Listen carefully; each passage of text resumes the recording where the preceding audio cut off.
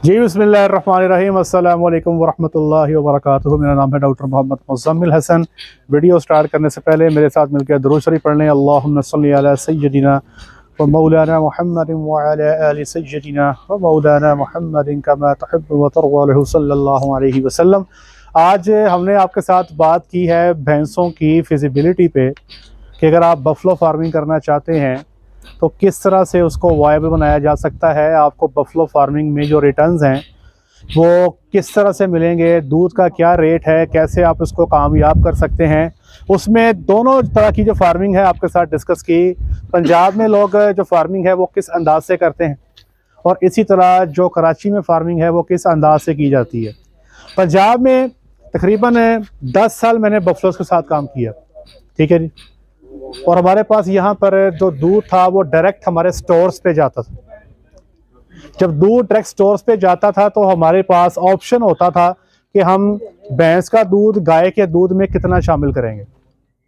सर्दी के मौसम में अमूमी तौर पे हम 60-40 की रेशो रखते थे। 60% गाय का दूध, 40% भैंस का दूध। कुछ दूध की मिकदार भी आपको पता सर्दी में ज़्यादा हो जाती है। कुछ आप ये भी जानते हैं कि भैंस का सूआ जो है अगस्त और सितंबर में पड़ जाता है, दूध बेहतर हो जाता है। गर्मी के मौसम में अमूमी तौर पे जो दूध हम शहर में भेजा करते थे, कई दफ़ा तो 80% गाय का दूध और 20% भैंस का दूध ही होता था बस। मार्केट के अंदर वो दूध सेल हो जाता था। क्योंकि हमारे यहाँ पर जो मैंने अपनी मार्केट को स्टडी किया है, पाकिस्तान में पंजाब में स्पेशली, अगर आपके दूध की फैट 4 से ऊपर है, 4 है, 4.1 है, तो मार्केट में आपके दूध की डिमांड ठीक है। लेकिन ऑन दी अदर हैंड अगर आप कराची की बात करें, कराची में जो दूध की डिमांड है वो भैंस के दूध की है ज़्यादा। वहाँ पर लोग हाई फैट मिल्क इस्तेमाल करते हैं, अच्छी क्रीम निकलनी चाहिए आपके दूध से, वो इस्तेमाल करते हैं। 6 से ऊपर आपके दूध की फ़ैट हो तो उसकी जो मार्केट वैल्यू है वो ज़्यादा है। लेकिन कराची के अंदर जो फार्मिंग की जाती है वो इंटायरली डिफरेंट है। अभी आपके सामने हमने पूरी कैलकुलेशन की कि 1400 रुपया जो है एक भैंस पे ख़र्चा आ रहा डेली का, अगर आप उसको कराची में पालते हैं। और उसके आपको जो दूध मिल रहा है, आपको जो एवरेज मिल रही है वो आपको तकरीबन 10 की मिल रही है। अब उस 1400 में जो आप दूध ले रहे हैं, 1800 का बेच रहे हैं, डेली का मार्जिन जो है आपके पास तकरीबन 350 से 400 रुपये का है। लेकिन आप ये देखें कि इसमें आप बच्चा नहीं पाल रहे। आप ये देखें कि इसमें आप ऑक्सीटोसिन का इस्तेमाल भी कर रहे हैं। आप ये देखें इसमें आप बूस्टन इंजेक्शन का इस्तेमाल भी कर रहे हैं। आप ये देखें कि हर साल के बाद भैंस जो है वो काटू करवा दी जाती है, वो अवेलेबल नहीं होती प्रेगनेंसी के लिए, ब्रीडिंग के लिए। कुछ हमारे फार्मर्स हैं कराची में जो ब्रीडिंग पे काम शुरू कर चुके हैं, लेकिन उनकी तादाद बहुत थोड़ी है। हमारे ज़्यादातर फार्मर्स वही हैं जो कराची में फार्मिंग जो कर रहे हैं वो भैंस को काटू करवा देते हैं। कुलिया मैंने आपसे शेयर कर दिया कि आपने हर महीने 100 जानवरों के पीछे एक गाड़ी डालनी, ठीक है जी। ये अक्सर औकात लोग कराची में इसी को ज़रा फॉलो करते हैं। दूध की मिकदार को बराबर रखने के लिए 100 जानवरों के पीछे 10 जानवर हर महीने ऐड किए जाते हैं। वो जानवर जो आपका 6 लीटर से दूध कम करता है उसको काटू करवा दिया जाता है। भैंसों को अच्छी मिकदार में वंडा दिया जाता है, अच्छी मिकदार में, और साथ में बूस्टन लगाया जाता है। जब वो भैंसें काटू होती हैं तो उनका रेट आपको अच्छा मिल जाता है। लेकिन ये सब कुछ करने के बावजूद सवाल ये है कि क्या भैंस की फार्मिंग करने से आपको रिटर्न्स कैसे मिलते हैं। अमूमी तौर पे हम बात करते हैं गायों की, वलैती गाय की हम बात करते हैं कि अगर आप वलैती गाय रखें तो वलैती गाय जो है वो आपको 2 साल के बाद अपने नंबर ऑफ हेड्स को डबल कर देती है। अगर आप 50 गाय का प्रोडक्ट स्टार्ट करते हैं तो 2 साल के बाद आप 100 या इससे प्लस हो जाते हैं। और आप ये भी जानते हो कि वलैती गाय की मार्केट वैल्यू क्या है। यहाँ पर बच्चे जो हैं किस रेट पे सेल होते हैं, प्रेग्नेंट हीफर किस रेट पे सेल होती है, और सबसे बड़ी बात कि मार्केट डिमांड क्या है। हम जब भी कोई चीज़ लेते हैं ना तो उसकी मार्केट डिमांड पहले चेक करते हैं। हमारी ये आदत है। मोबाइल फ़ोन भी ख़रीदना हो ना, हम वो ख़रीदते हैं कि यार कल को सेल करेंगे तो उसकी मार्केट वैल्यू क्या है। गाड़ी ख़रीदते हैं तो कल को ये देखते हैं कल को ये गाड़ी मैं सेल करूँगा तो इसकी डिमांड क्या होगी। इसी तरह जो इस वक्त ट्रेंड है, पाकिस्तान सारा भाग रहा है जी इस वलैती गाय के पीछे। आपका सारा KPK पेशावर से मुझे बहुत सारे पठान भाई मुझसे रब्ता, इवन अफगानिस्तान से बड़े लोग मुझसे रब्ता करते हैं। मैं उनसे ये पूछता हूँ भाई गाय तो आपको दे देंगे, आप लेके कैसे जाओगे? इसका सवाल का जवाब मेरे पास अभी नहीं है। आई डोंट नो वो कैसे लेकर जाएंगे, लेकिन बहुत सारे अफगानिस्तान के पठान भाई हमसे रब्ता करते हैं और वो हमसे गाय की डिमांड करते हैं। KPK से बहुत सारे लोग, क्वेटा से बहुत सारे लोग रब्ता करते हैं। कल भी एक बंदे ने रब्ता किया क्वेटा से, वो जो है ना वहाँ पे वलैती गायें रखना चाहता है। और कुछ फार्मर हमारे ऑलरेडी ऐसे हैं जो क्वेटा में HF के साथ काम कर रहे हैं। मार्केट डिमांड है। तो देखना ये है कि इतना सारा काम करने के बाद, इतनी सारी इन्वेस्टमेंट करने के बाद, क्या आपका बिजनेस आपको एसेट्स में डबल कर रहा है? क्या आपकी रिटर्न और इन्वेस्टमेंट अच्छी आ रही है? कोई भी बंदा जो बिजनेस को थोड़ा सा भी ABC जानता है, वो ये जानता है कि अगर वो 1 लाख रुपया बैंक में रखवाए, हम इस्लामिक बैंकिंग की बात कर रहे हैं, हम इस्लामिक बैंकिंग की बात, मिज़ान में रखवा दें मिसाल के तौर पे, अगर आप 1 लाख रुपया मिज़ान इस्लामिक बैंकिंग में रखवाते हैं तो आपका वो 1 लाख रुपया जो है वो 1 साल के बाद तकरीबन 1,18,000 या 1,19,000 या 1,17,000 या 1,20 के राउंड अबाउट हो जाता है। तकरीबन 18 से 20% के राउंड अबाउट जो है आप अमूमी तौर पे उसमें गेन कर लेते हैं। तो जब कोई बंदा कारोबार करता है, ज़्यादातर इन्वेस्टर या ज़्यादातर बिजनेसमैन जो मुझे मिले हैं वो कम से कम 25% का गेन चाहते हैं। कम से कम वो चाहते हैं कि वो 25% जो है वो हर साल जो है अपने आप को ऊपर ले जाएं। वलैती गायों में इंशाल्लाह आगे आपको बताएंगे कि ये जो वलैती गायें हैं ये अपने आप को 25% से ज़्यादा ऊपर ले जाती हैं। फिर लोग हमसे पूछते हैं कि यार आप बफलो की बात क्यों नहीं करते? जी, अक्सर औकात मुझे ये लोग कहते हैं कि आप बफलो फार्मिंग की बात क्यों नहीं करते, आप बफलो फार्मिंग को प्रमोट क्यों नहीं करते, आप इन्वेस्टर को बफलो फार्मिंग पे क्यों नहीं लेके आते? अभी आपके सामने ही हमने ये टेबल में सब कुछ हल किया है ना? करोगे? सही बताओ। अभी जो मैंने आपके सामने जो 2 चीजें बताई हैं, करोगे? दिल करता है करने को? तो जब आप तैयार ही नहीं हो तो मैं कैसे करवा दूंगा यार, बताओ मुझे। आप मेरे पास आते हैं पैसे लेके, इन्वेस्टमेंट लेके, आप कहते हैं जी हमने कारोबार करना है और हम चाहते हैं कि हमारे पैसे बढ़े, हम पैसे कमाएं।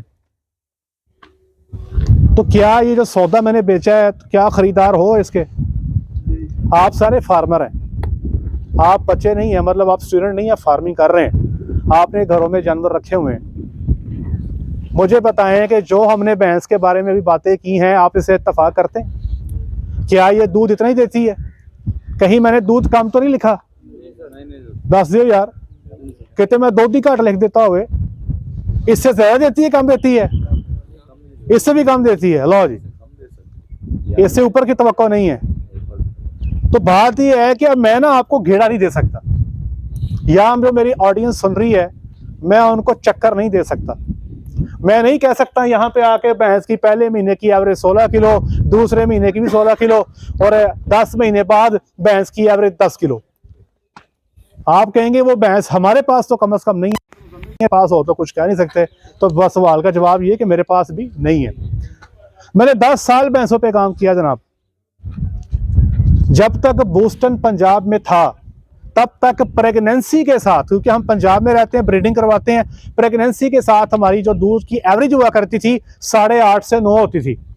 ये मैं प्रेगनेंसी के साथ बात कर रहा हूं, बूस्टन के साथ भी, प्रेगनेंसी के साथ भी। और मैं फिर बता रहा हूं कि हम भैंस इसलिए पालते थे, हमारे स्टोर्स पे दूध की डिमांड थी, हम गाय के दूध में मिक्स करके सेल करते थे। तो हमारे गाय का उठाती थी 70 रुपए में, भैंस के दूध के साथ मिलाने की वजह से हम अपने स्टोर पे 120 में सेल कर लेते थे। इसलिए हमें 12 खाता था। मेरी बात समझ रहे हैं? जब बूस्टन बैन हो गया उसके बाद हमारी जो एवरेज थी वो रूटीन की 7-7.25 की होती थी। मेरी बात समझ रहे हैं? बूस्टन के साथ हम 8.5-9 पे थे, बूस्टन के बगैर हम 7 पे थे। दूसरा फर्क हमने ये देखा कि जितनी मोटी ताजी भैंसें हमारी बूस्टन के साथ हो जाती थी, काटू का रेट बहुत अच्छा लगता था, बूस्टन के बगैर उतना वेट गेन भी भैंस नहीं कर रही थी। लेकिन चूंकि हमारे यहाँ पे मार्केट में डिमांड थी अच्छे दूध की जिसकी फैट बेहतर हो, इसलिए हमने मजबूरी में गाय और भैंस को मिलाकर अपना दूध सेल किया। लेकिन सवाल का जवाब ये है, क्या हर बंदे के पास ये प्लेटफॉर्म मौजूद है जो मेरे पास था, जो मार्केट में दूध सेल करने का प्लेटफॉर्म जिसकी बात कर रहा हूं? क्या हर बंदा आज की डेट पे गाय भैंस का मिक्स 200 रुपए में पंजाब में सेल कर सकता है? तो हम तो कर रहे हैं ना। इसलिए भैंस हमें वारा खाती थी, वारा खाती है। अगर आज मेरे गाय और भैंस का मिक्स दूध 150 में हो जाए तो मैं इमीडिएटली लॉस में चला जाऊंगा। तो आपने अपने इलाके की डायनामिक्स को देख के फैसला करना कि आप किधर खड़े हैं। कराची का फार्मर आज से 1.5 साल पहले खुशहाल था, ठीक है जी, लेकिन आप पिछले 1.5 साल में देख लें, कराची में फार्मर का एक ही रोना है, दूध का रेट, दूध का रेट और दूध का रेट। मार्जिन्स बहुत कम हो गए। अब वही बात है ना कि एक बंदा 1 करोड़ लगाए, 1 करोड़ लगाने के बाद पूरे साल की खेचल के बाद अगर उसको 20 लाख भी ना बचे तो उसने क्या कमाया? मेरी बात समझ रहे हैं? इतना तो कम से कम वो डिमांड करता है ना, ये तो उसका हक है ना। अगर जाके कैलकुलेशन करने के बाद उसको पता लगे कि मेरे तो जेब में आया ही कुछ नहीं, तो वो फिर काम छोड़ेगा ना। लोग जैसे के तैसे काम कर रहे हैं, अपने आप को सस्टेन करने की कोशिश कर रहे हैं और आपको, ऑडियंस को, हमारे पाकिस्तानी अवाम को दूध पिला रहे हैं। इनकी कदर करें। गवर्नमेंट से मेरी गुजारिश है कि दूध के रेट पे जो कैप है इसको हटा दें। दूध के रेट पे जो कैप है इसको हटा दें। आज अगर आप पंजाब में किसी दुकान पे दूध को डीसी रेट से ऊपर सेल करते हैं तो आपको क्या होता है जी? आपको फाइन कर दिया जाता है, जुर्माना हो जाता है। ऐसे ही है ना।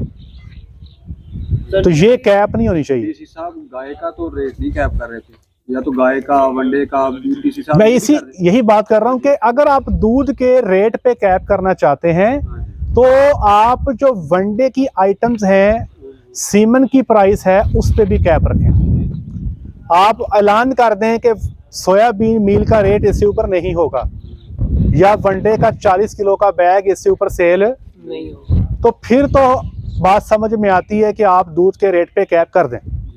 लेकिन हमारी जो प्रोडक्शन कॉस्ट है वो 300 गुना बढ़ गई। मेडिसिन भी बढ़ गई, सीमन भी बढ़ गया। मुझे याद है 6000 में, 5000 में अच्छी क्वालिटी का सेक्स सीमन अवेलेबल था, वो 10-10, 12-12 हज़ार पे चला गया। फार्मर को, अच्छा सबसे बड़ी बात जिसने हमें सबसे ज्यादा पीस है वो है एनर्जी कॉस्ट।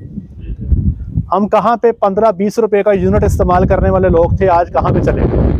हमारे बिजली के जो 2-2, 3-3 लाख बिल होते थे, आज 10-10 लाख पे चले गए। हम सरवाइव कैसे करेंगे? अगर हम जिएंगे, हम जिंदा रहेंगे तो पाकिस्तान की आवाम को खाने को, पीने को अच्छा दूध मिलेगा, लोगों को जरिया रोजगार मिलेगा, इन्वेस्टर बाय रहेगा, पैसा निकलेगा, रोटेट करेगा, सबको फायदा होगा। इसलिए मेरी इस वीडियो की वसातत से मैं पाकिस्तान की गवर्नमेंट से भी गुजारिश करना चाहता हूँ, काइंडली आप फार्मर्स के साथ बैठ जाएं, आप पर लीटर कॉस्ट निकालें, ठीक है। इस वक्त अगर मैं आपको बताऊं, अपनी बता देता हूं, मुझे बाकी का नहीं पता, हमारी जो इस वक्त पर लीटर कॉस्ट है सर्दी के मौसम में तकरीबन 120 से 130 चल रही है, ठीक है। तो हमें कम से कम 140 तो दूध का रेट मिलना चाहिए ना, क्या ख्याल है?